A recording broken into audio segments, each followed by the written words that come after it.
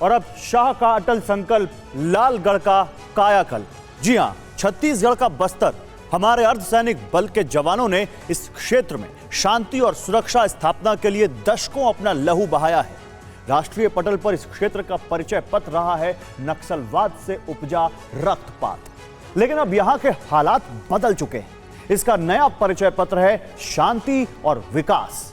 2022 में प्रधानमंत्री मोदी ने कहा था कि कलम और बंदूक वाले नक्सलवाद का अंत करना ही उनकी सरकार का ध्येय है। आंतरिक सुरक्षा पर सबसे बड़े खतरों में से एक बस्तर में पसरा नक्सलवाद अब इतिहास हो चुका है। मोदी सरकार के दृढ़ संकल्प से कैसे इसे अंजाम दिया गया, नक्सलवाद के खिलाफ मोदी सरकार के ठोस कदमों का विश्लेषण करता यह विशेष कार्यक्रम जरूर देखिए।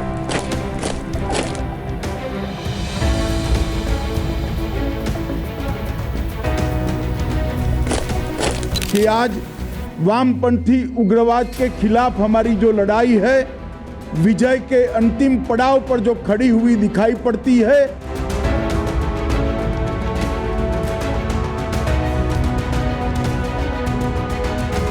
वगैरह ना पूरे आदिवासियों को मदद करने सर।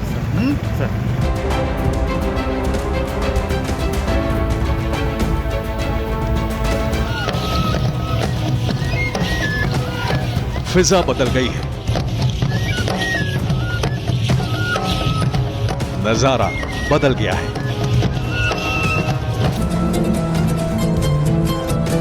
उम्मीदें आसमान पर हैं, हौसले परवास भर रहे हैं। देश के इस हिस्से में बदलाव का डंका बज रहा है। स्वागत कीजिए, ये छत्तीसगढ़ का बस्तर है।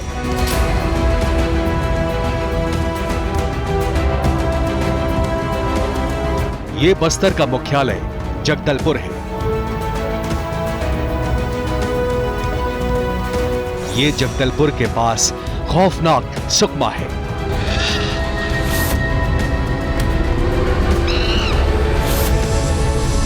ये सुकमा का पोटकपल्ली गांव है। ये पोटकपल्ली गांव का सीआरपीएफ कैंप है।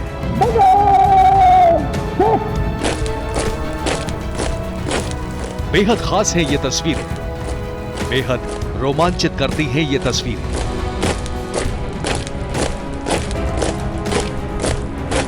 अगर इरादे बुलंद हो तो इकबाल लाज़मी है। ये तस्वीरें यही नुमाया कर रही हैं।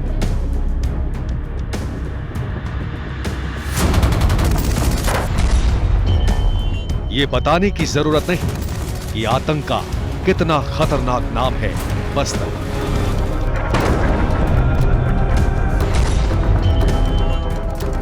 ये बताने की जरूरत नहीं कि सुकमा का कैसा बारूदी अतीत है। ये भी बताने की जरूरत नहीं कि सुकमा के घने जंगलों ने कैसे कैसे खूनी तांडव देखे हैं।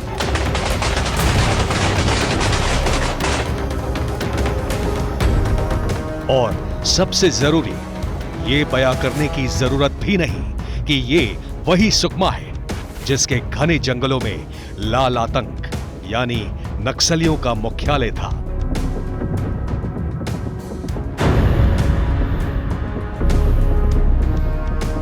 ये वही सुकमा है जहां कदम कदम पर बारूद था।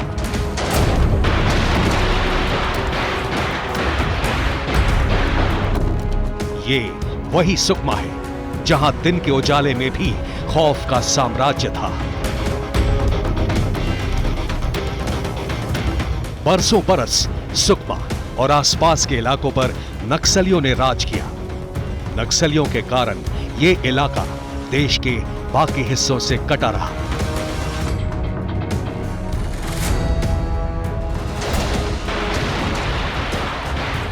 विकास की रोशनी सुकमा के घने जंगलों को चीरकर दस्तक नहीं दे पाई, लेकिन इरादे फौलाद हो तो नामुमकिन को मुमकिन बनाया जा सकता है।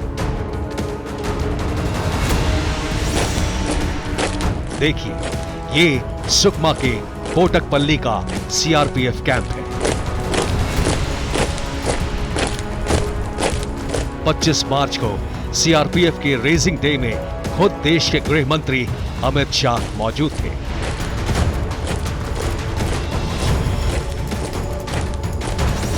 वामपंथी उग्रवाद की समस्या की शुरुआत के बाद पहली बार मैं देश के गृह मंत्री नाते गर्व से कह रहा हूं कि पहली बार सीआरपीएफ का स्थापना दिन यहां छत्तीसगढ़ में बस्तर के अंदर हम मना रहे हैं। ये हमारे लिए बहुत आनंद और गर्व का विषय है। वामपंथी उग्रवाद के खिलाफ हमारी जो लड़ाई है, विजय के अंतिम पड़ाव पर जो खड़ी हुई दिखाई पड़ती है, इसकी नींव में आपके परिजनों के सर्वोच्च बलिदान का बहुत बड़ा योगदान है। देश के गृह मंत्री का नक्सलियों के गढ़ कोटकपल्ली में आना ऐतिहासिक है। ऐतिहासिक इसलिए क्योंकि पहली बार सीआरपीएफ का रेजिंग डे नक्सलियों के गढ़ में हुआ। इतिहास में पहली बार हुआ कि देश के किसी गृह मंत्री ने बस्तर रीजन के जगदलपुर में सीआरपीएफ कोबरा बटालियन के कैंप में जवानों के साथ रात बिताई हो। सिर्फ इतनी भर कोटकपल्ली के सीआरपीएफ कैंप की उपलब्धि नहीं है। सीआरपीएफ ने काफी मशक्कत के बाद पिछले साल अपना पक्का कैंप बनाने में सफलता पाई। रणनीतिक लिहाज से यह कैंप कितनी महत्वपूर्ण जगह पर बना है, इसका अंदाजा इस बात से लगता है कि करीब 1 साल में इस कैंप पर नक्सलियों ने 10 हमले किए। इस कैंप को नक्सली अपने अस्तित्व के लिए चुनौती मानते थे, लेकिन नक्सलियों के लाख चाहने के बाद कैंप बना और गृह मंत्री अमित शाह ने यहां आने का अपना साल भर पुराना वादा निभाया।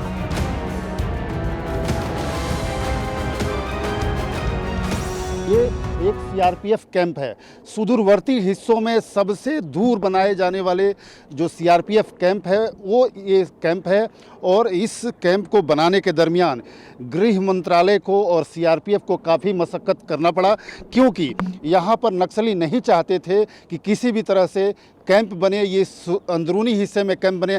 आप देख सकते हैं गृह मंत्री नीचे बैठक कर रहे हैं, सीआरपीएफ के अधिकारी हैं, गृह सचिव हैं और तमाम यहाँ पे काम करने वाले कमांडेंट ऑफिसर्स हैं। बस्तर के कोटकपल्ली जैसे इलाके में ये बदलाव क्यों आया?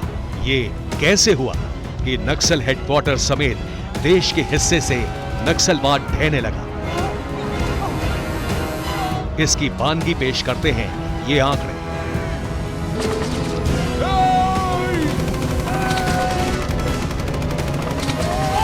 2022 में नक्सली हिंसा में 98 मौत हुई, जबकि 2010 में यह आंकड़ा 1005 था। 2022 में नक्सली हिंसा में 82 आम लोगों की जान गई, जबकि 2010 में 720 लोग मारे गए थे। 2022 में नक्सली हिंसा में 16 जवान शहीद हुए, तो ये आंकड़ा 2010 में 285 था। 2022 में देश भर के 45 जिलों में नक्सली हिंसा की वारदातें हुई। ये आंकड़ा 2010 में 96 जिले तक फैला था। 2022 में 531 नक्सली वारदात हुई, जबकि 2010 में यह आंकड़ा 2213 था।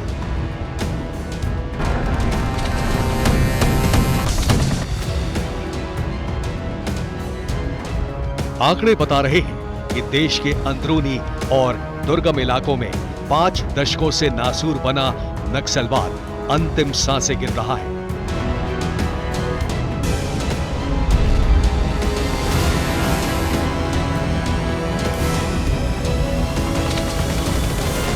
बूढ़ा पहाड़ और चक्रबंधा और पारसनाथ, ये टाई जंक्शन को आज पूर्णतया वामपंथी उग्रवाद से मुक्त कर देश की मुख्य धारा में लाने का काम समाप्त हो चुका है।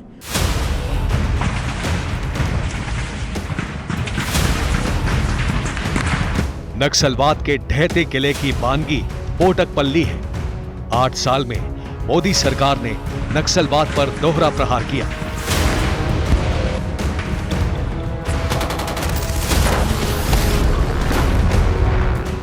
एक तरफ नक्सली इलाकों को मुख्य धारा से जोड़ने के लिए विकास की रफ्तार बढ़ाई गई और दूसरी तरफ लाल आतंक के खिलाफ आक्रामक एक्शन हुआ।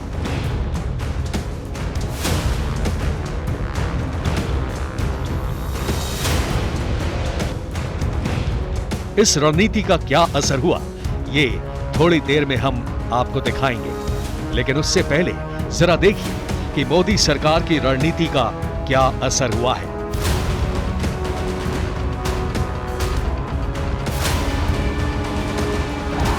सितंबर 2005 से अप्रैल 2014 के बीच नक्सली हिंसा की 14,322 वारदातें हुई। यह आंकड़ा मोदी राज के 8 साल 8 महीने में घटकर 6,907 पर पहुंच गया। नक्सली हिंसा में मौत का आंकड़ा यूपीए राज के 10 वर्षों में 5,790 था, जबकि मोदी राज के 8 साल 8 महीने में यह आंकड़ा 1,811 है। इसी तरह यूपीए राज में 1,706 जवान शहीद हुए, वहीं मोदी राज में शहीद होने वाले जवान 465 हैं। यूपीए राज में नक्सली हिंसा में 4,084 लोगों की जान गई, जबकि मोदी राज में यह आंकड़ा 1,344 है।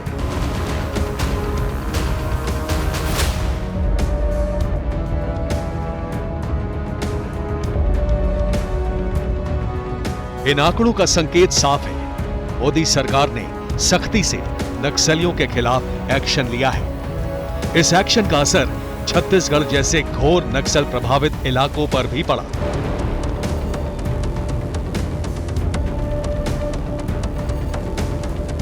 बीते 12 वर्षों के दौरान 2010 में छत्तीसगढ़ में नक्सली वारदातों में 343 लोगों ने जान गंवाई।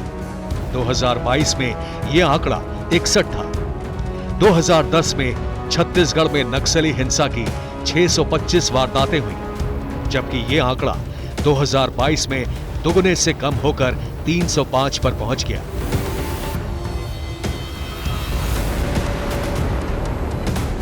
यह तथ्य चौंकाता है कि बीते 5 दशकों में नक्सली हिंसा में 16,652 जवानों और लोगों की जानें गई हैं। इस कड़ी में देश के नक्सल प्रभावित इलाके यानी रेड कॉरिडोर विकास से महरूम रहा है।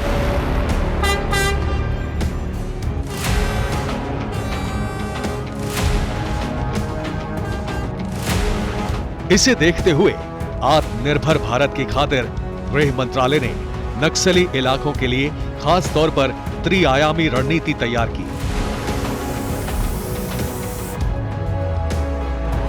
जिसमें बेहतर रणनीति से उग्रवादियों पर लगाम लगाना, बेहतर केंद्र राज्य समन्वय कायम करना और विकास में जन भागीदारी को बढ़ाना।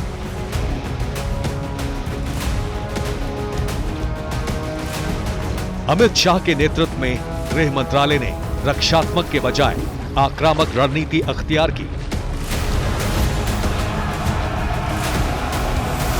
नक्सल प्रभावित इलाकों में 2019 से लेकर अब तक 181 नए कैंप बनाए गए।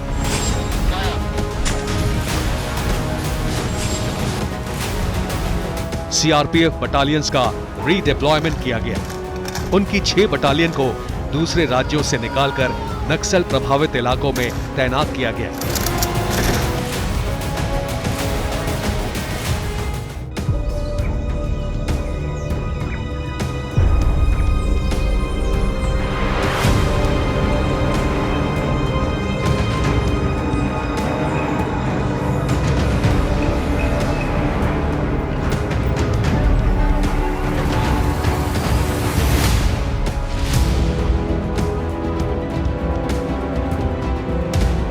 नक्सलियों की कमर तोड़ने के लिए विशेष घातक टीम के गठन के अलावा लेटेस्ट टेक्नोलॉजी का इस्तेमाल किया गया,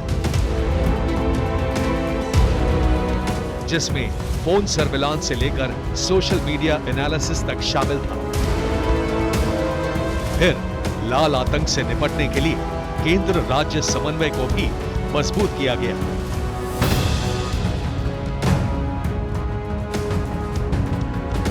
लेकिन इस कवायद से अधिक जरूरी है जन सहभागिता, यानी नक्सलवाद की रोकथाम के लिए आम लोगों का समर्थन। इस दिशा में भी मोदी सरकार ने काफी प्रयास किए हैं और उसकी चंद तस्वीरें आपके सामने हैं।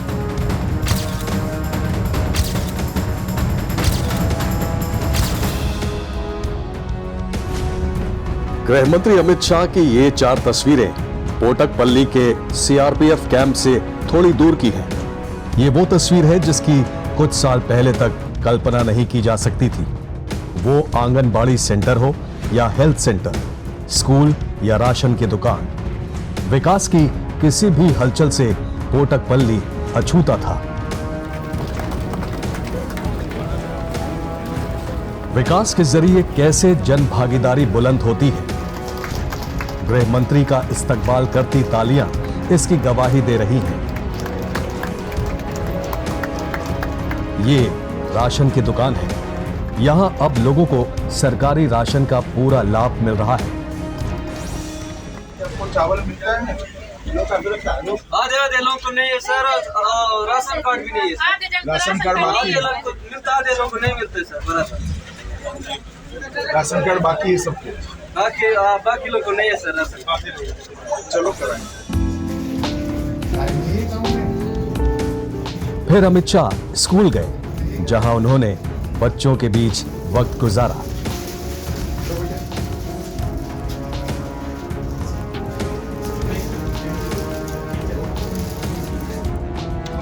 गृह मंत्री अमित शाह ने आंगनबाड़ी केंद्र और हेल्थ सेंटर का भी मुआयना किया।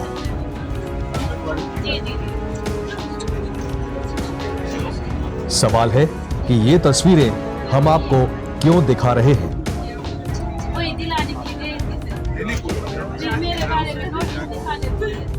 इन तस्वीरों के जरिए हम आपको क्या बताना चाहते हैं। दरअसल ये तस्वीरें लालगढ़ के कायाकल्प की हैं।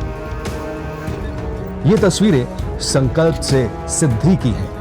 ये आपको बताएं उससे पहले ये जान लीजिए कि पोटकपल्ली गांव जगदलपुर से करीब 225 किलोमीटर दूर घनघोर जंगलों के बीच है।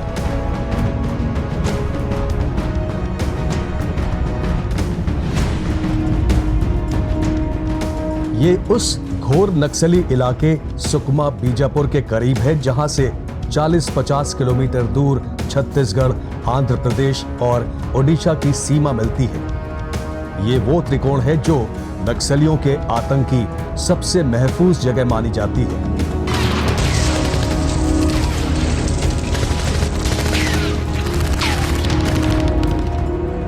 इस घोर नक्सल प्रभावित इलाकों में अब विकास की लहरों ने दस्तक देना शुरू कर दिया है।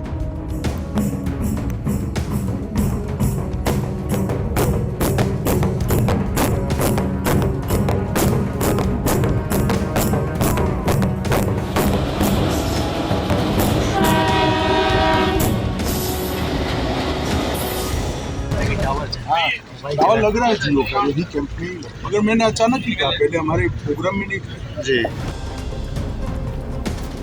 गृह मंत्री अमित शाह ने सीआरपीएफ कैंप से पैदल चलकर अलग अलग जगहों का मुआयना किया, लोगों से बातचीत की।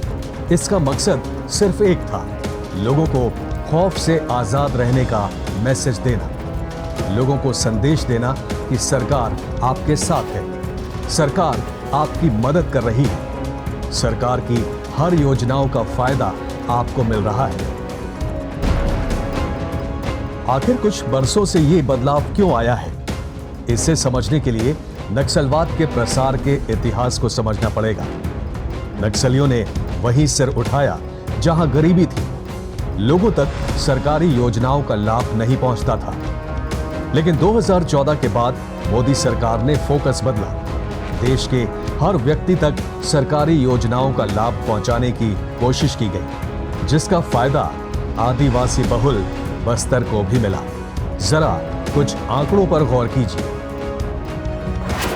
8 वर्षों में उग्रवाद प्रभावित इलाकों में 9,356 किलोमीटर सड़कों का निर्माण किया गया।